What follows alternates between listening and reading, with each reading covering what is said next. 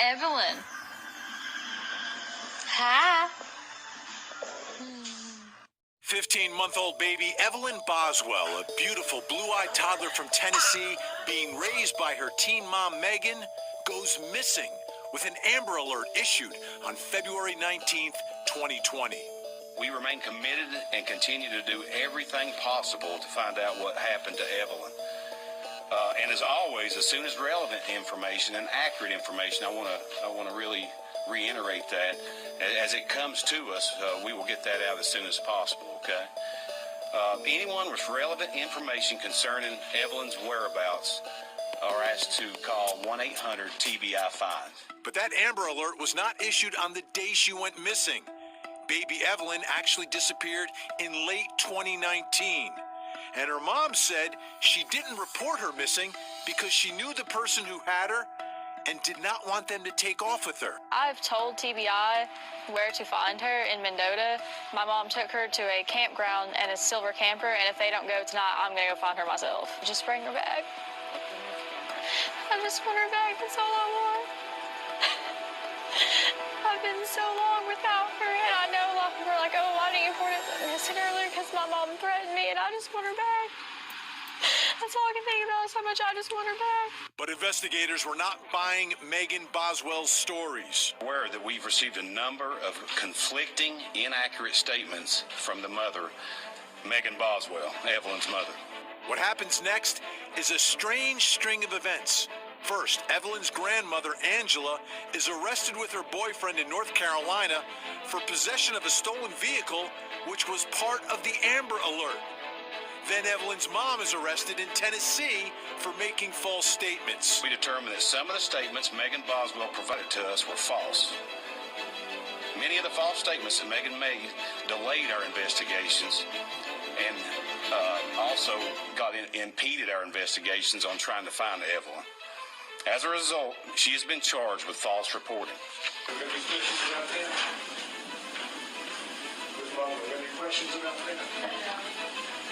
Then big breaking news. 2 weeks after Evelyn was reported missing, a toddler's remains are found. This evening, we received the information that led TBI agents and Sullivan County detectives to a property belonging to a family member of Evelyn's mother in the 500 block of Muddy Creek Road in Blumpville. During the search, investigators discovered human remains believed to be those of a 15-month-old girl. The remains will be sent for autopsy and a positive identification. So now the question is, what happened to baby Evelyn and who is responsible?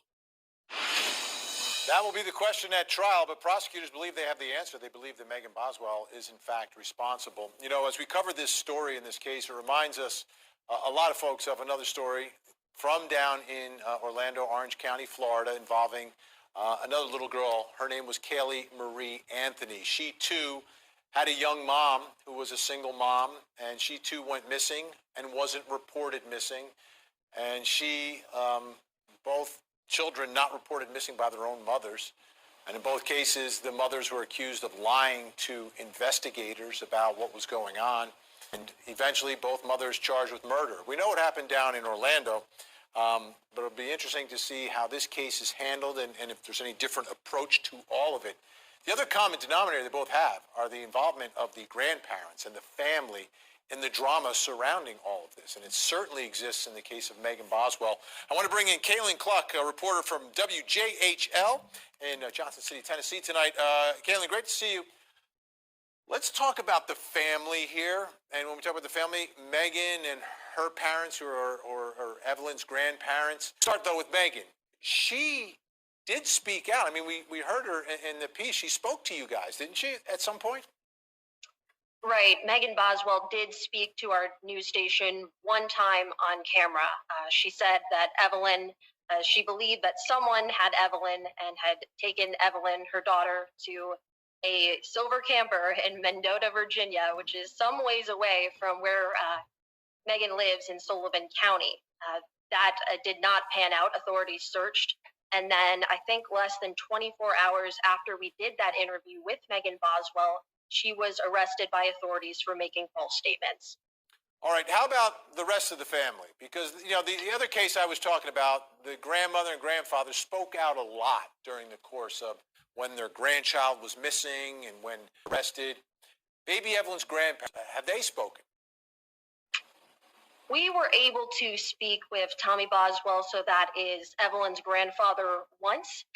We have repeatedly reached out again, and he has not really spoken to us since those initial days when Evelyn was missing, and especially since her body was found on March 6th. And then as far as Angela Boswell goes, Evelyn's grandmother, she has been in and out of court for other offenses. And she has also refused any of our attempts to interview her, to get her to talk about her missing granddaughter, and as well as then talk about afterward when Evelyn was found deceased. So we've definitely been trying to hear more from the family, and when Evelyn went missing, get them to talk about their granddaughter who was missing, but we have been mostly unsuccessful on that front.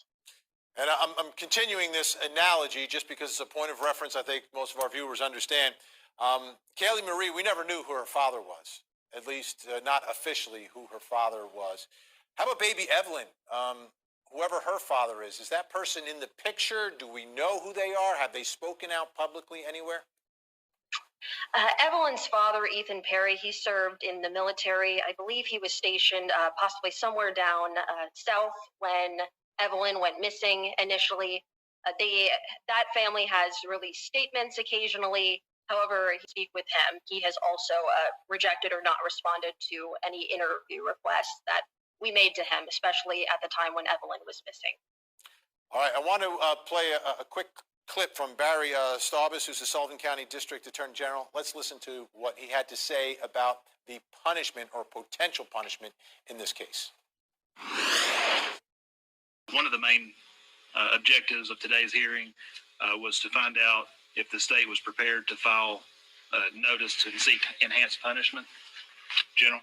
Yes, Your Honor. We have filed a notice, and we have provided that to Mr. Sproles, and we have filed a notice to seek a sentence of imprisonment for life without the possibility of parole. And the aggravating factor is 39-13204 I-1. The murder was committed against a person less than 12 years of age. The defendant was 18 years of age or older. All right, so it's kind of double-edged there. They are seeking the enhanced penalty, but not the most enhanced penalty, which would be the death penalty. The action of the community when this announcement was made that it's not going to be a death penalty case, but they are seeking life without the possibility of parole.